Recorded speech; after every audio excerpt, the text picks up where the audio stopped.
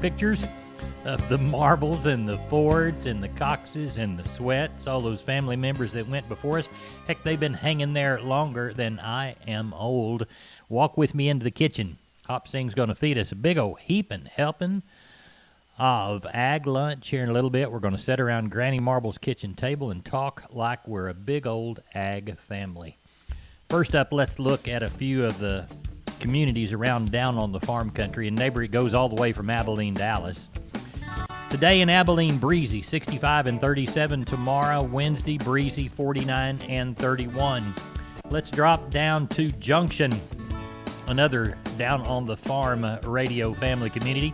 Breezy, 65 and 37. Breezy tomorrow, 57 and 28.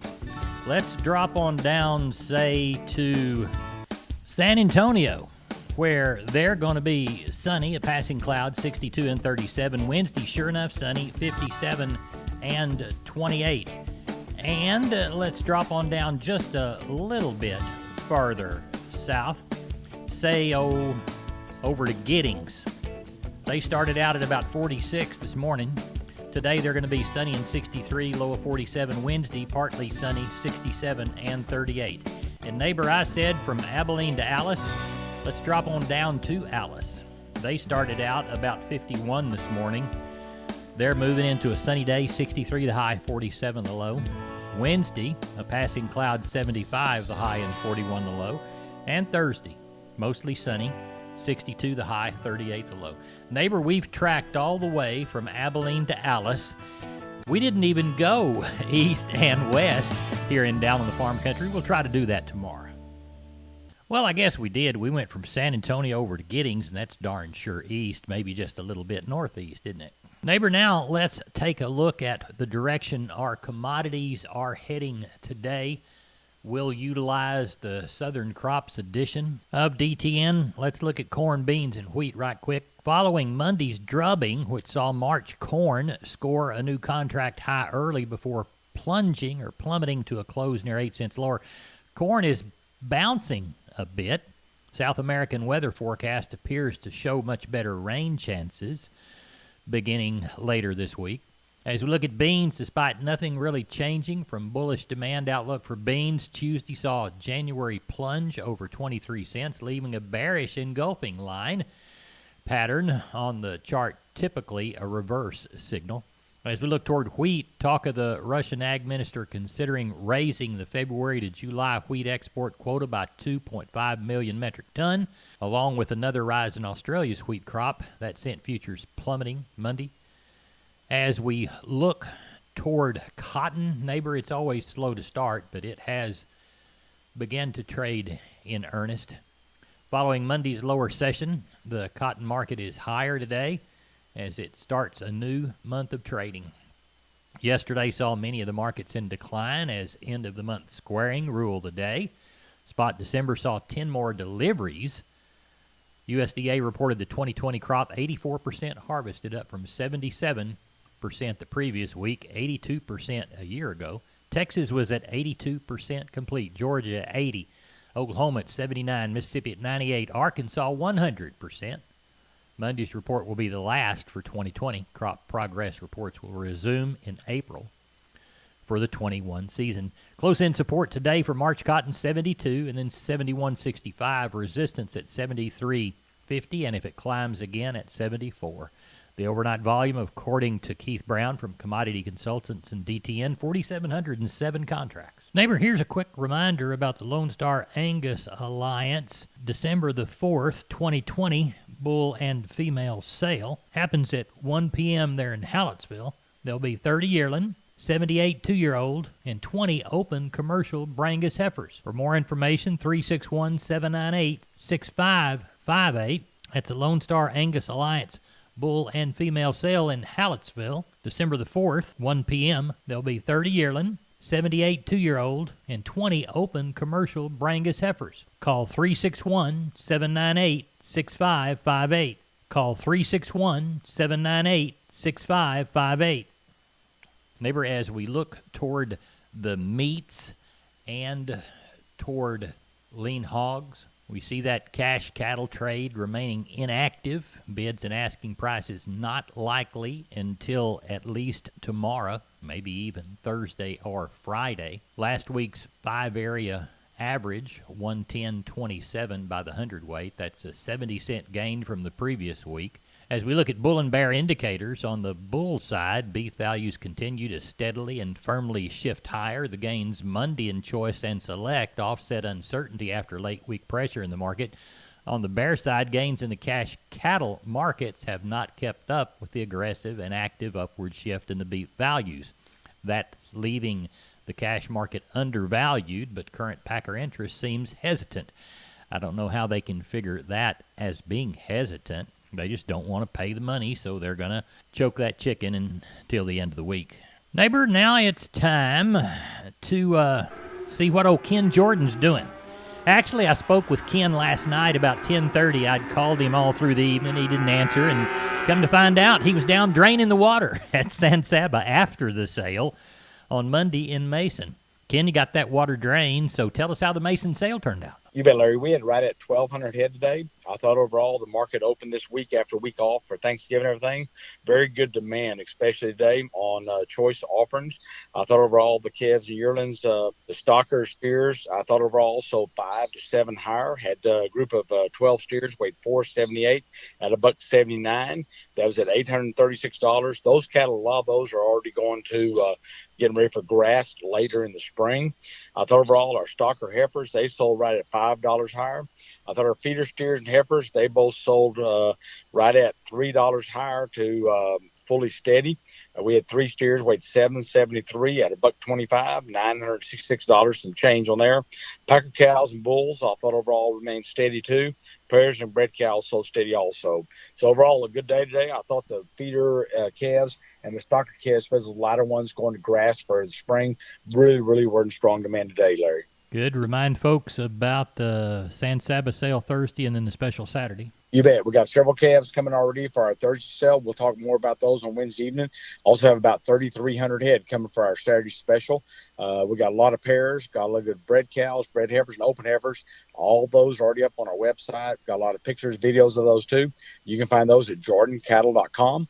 Or if you don't have that, give us a call. We'll help you out at 325-372-5159, Larry. Neighbor, now it's time for today's edition of Focus on Ag, a story that affects this portion of Texas a lot. Kerry Martin is at the mic. The sheep industry is bouncing back from COVID-19. I'm Kerry Martin with Focus on Agriculture on the Texas Farm Bureau Radio Network. You're looking for soybeans that give you the yield you want. But when it comes to fighting your toughest weeds, you also need flexibility. Introducing Extend Flex soybeans. Elite genetics with triple tolerance to dicamba, glyphosate, and glufosinate. The yield you want, the choice you need. Learn more at extendflexsoy.com. Always read and follow IRM where applicable, grain marketing, and all other stewardship practices and pesticide label directions. When we moved to Texas, we were like fish out of water. We didn't know anyone in our neighborhood until our Texas Farm Bureau insurance agent came to the house. She was so helpful and reassuring, a friendly face with that Texan hospitality I'd heard about. When we purchased a Texas Farm Bureau insurance policy, we knew we were making the right choice. We knew our family would be protected. Visit Texas Farm Bureau Insurance today at tfbinsurance.com to find an insurance agent who's a true neighbor. Coverage and discounts are subject to qualifications and policy terms and may vary by situation. The American lamb industry was hit hard by the coronavirus pandemic with the shutdown of the restaurant industry. But Peter Orwick, executive director of the American Sheep Industry Association, says the inclusion of sheep producers in the second round of the coronavirus food assistance program has helped the industry to recover. The pandemic hit the restaurant trade on the 16th of March, and our lamb market just plummeted, fell off a cliff. 50% of American lamb was going into that restaurant trade. So it backed 100,000 animals up in the pipeline.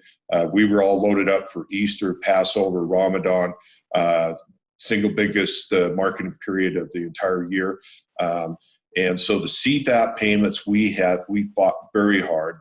President Cox and the volunteers stepped in with Congress and made sure that the lamb feeders and sheep producers were able to participate.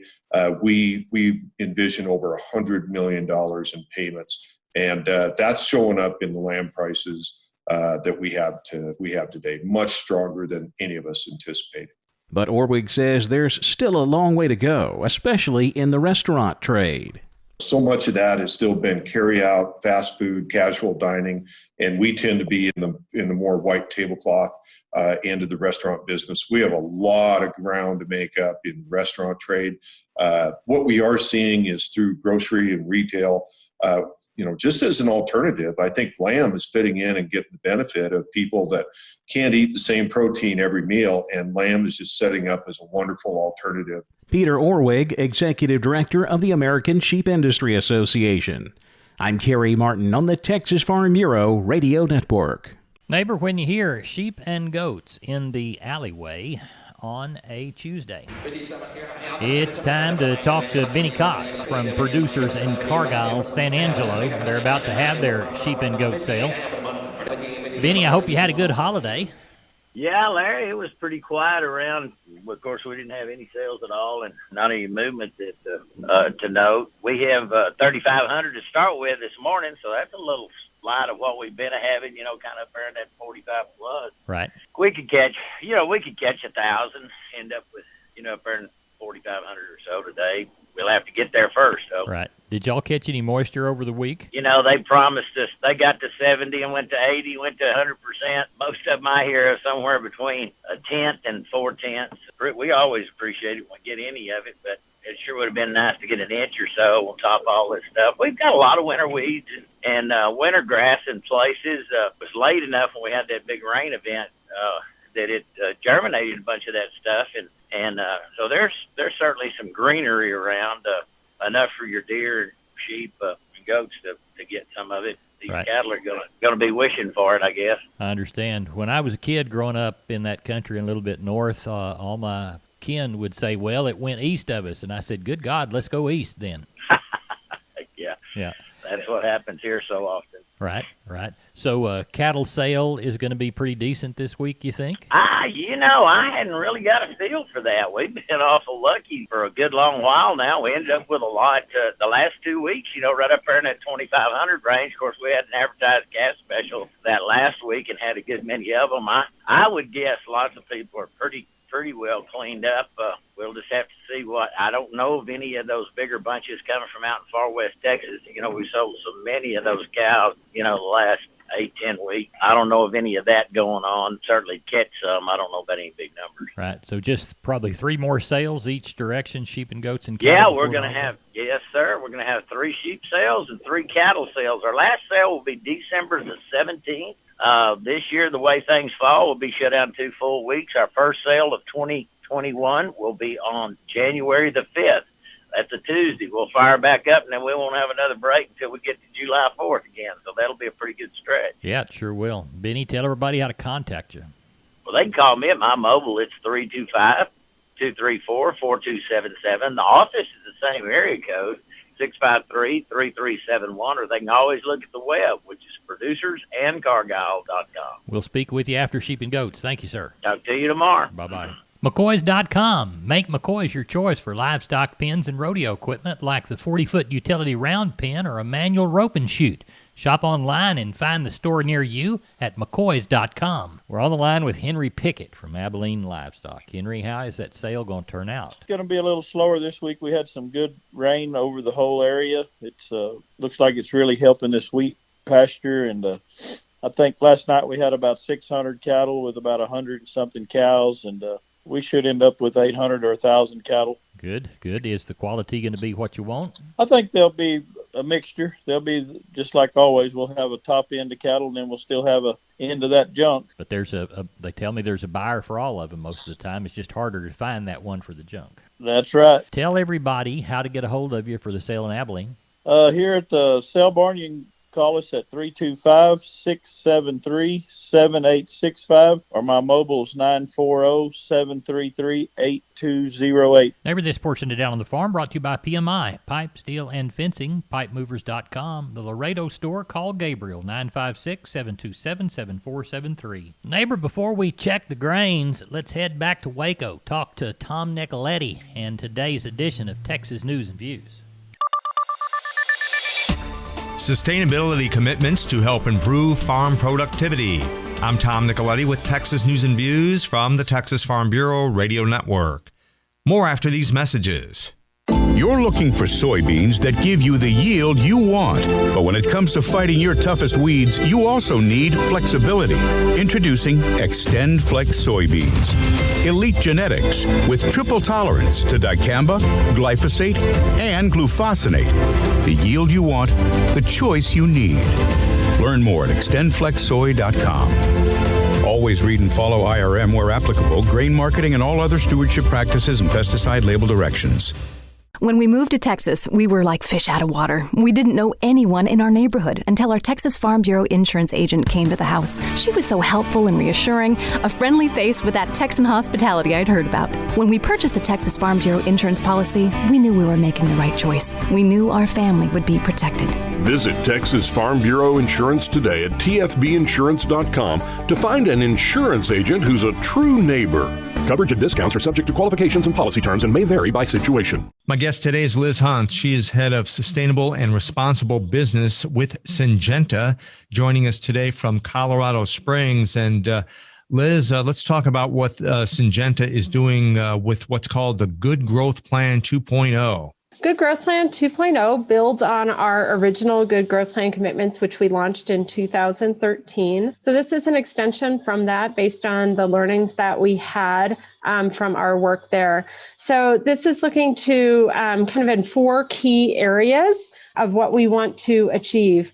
But we're looking to look around, how can we accelerate innovation for farmers and nature, working on worker safety and keeping people healthy, striving for carbon neutral agriculture, and seeing where we can build partnerships to help us scale in sustainable agriculture. So these 4 points certainly go a long way in helping farmers when it comes to sustainability on their farms and better productivity. Absolutely. That's our objective, is to have commitments that help to benefit farmers along with their productivity, profitability, while having respect for the environment as well. Yeah, and certainly the environment. That's always a big talking point among a lot of people in farming and ranching, but even those who have no ties whatsoever to agriculture and the importance of protecting the environment. Absolutely. Okay, and so what else can you tell us about the Good Growth Plan at this point? What stage is it in, and where do you go from here? So we just launched our 2020 commitments that will go through 2025.